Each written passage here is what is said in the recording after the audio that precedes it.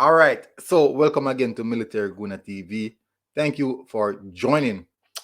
So we have a coach to discuss. We're going to discuss a coach and why I believe that this coach should get the job. And it's none other than Paul Hall. Now, a lot of people are going to ask me, why would I want Paul Hall to get the job? Why not go and search for another coach? Why this? Other questions. So those are the questions that I will be answering. Those are the questions that I will be answering.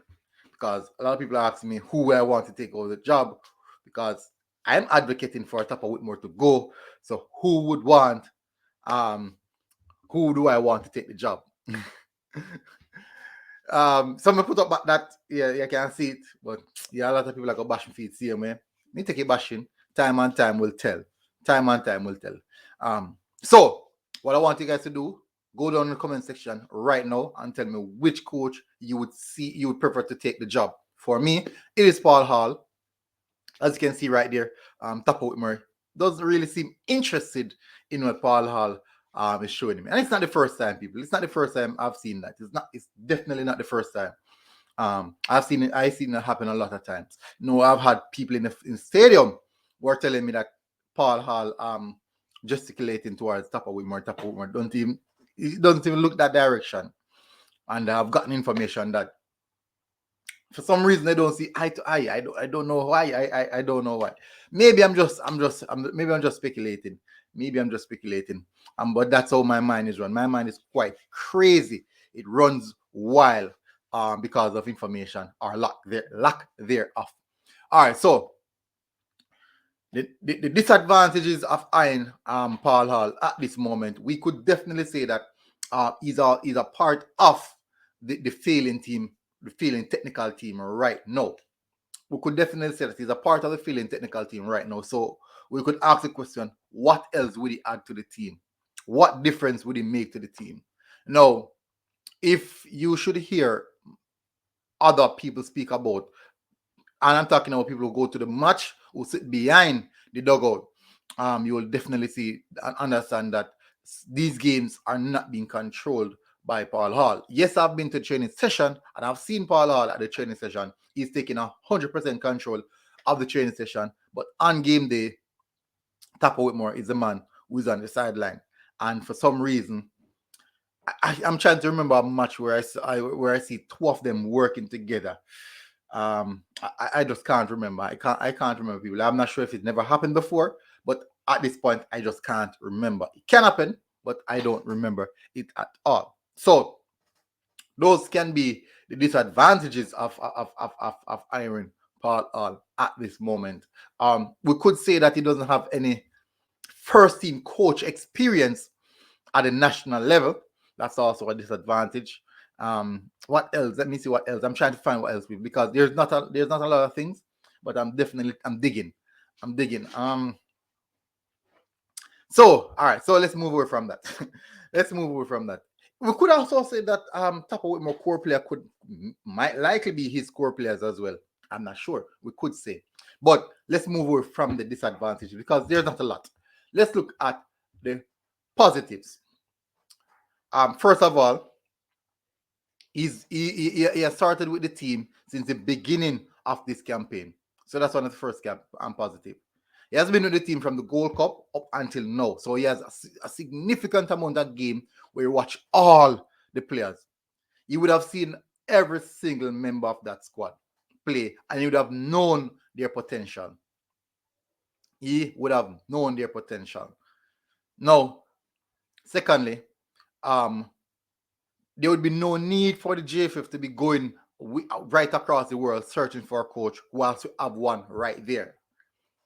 So we have one right there in the coaching facility.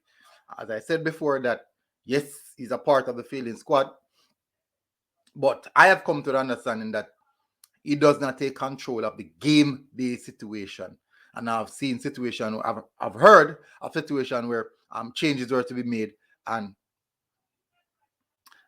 Paul Hall wants to instigate that changes, and Tapa Whitmore wants to do his own thing. As you know, Tapa Whitmore does not really take any talk telling, not take no chat. But we'll move on from that. So, all right. So other positives. From what I saw in the training session, he is tactically aware. That's what I saw in the training session. He is tactically aware. The players receive his message quite well in the training session.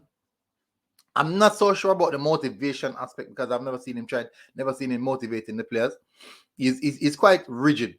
He's quite rigid in his training session. You get something wrong, and definitely he's quite aggressive towards that. So I'm not sure if that is something that we need.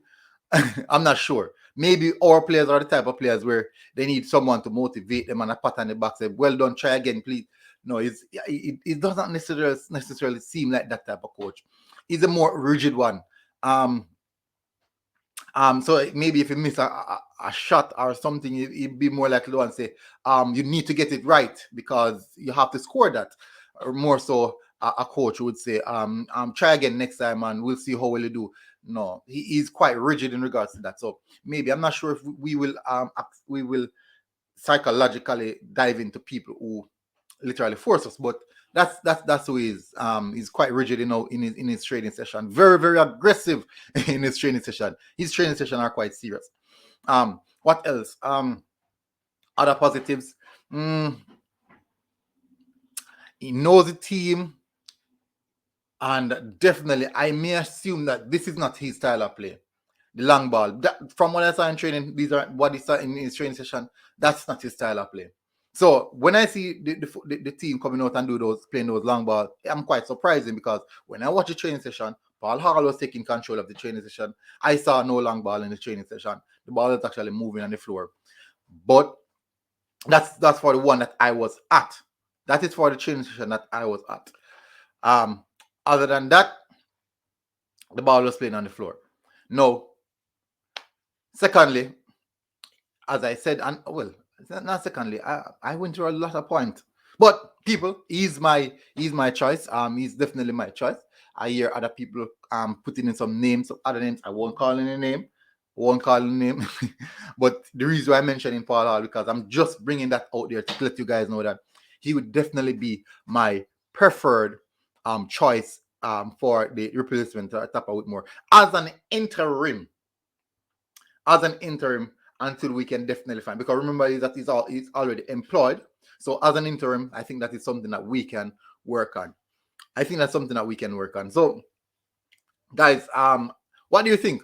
Put some coach suggestion inside of the comment section, or if you are okay with Paul Hall being the interim until the end of the season, let me know. I would definitely want to know. Paul Hall as interim until the end of the season, end of the campaign. He's already with the squad, knows what's happening. He knows the importance of these games coming up, and he knows the importance of getting results of these games coming up. And to be fair, he knows the squad, he knows the player, and he can disseminate his information towards the players. So smash the like button, people, and also hit the subscribe button as well. Military Guna TV, and I am out.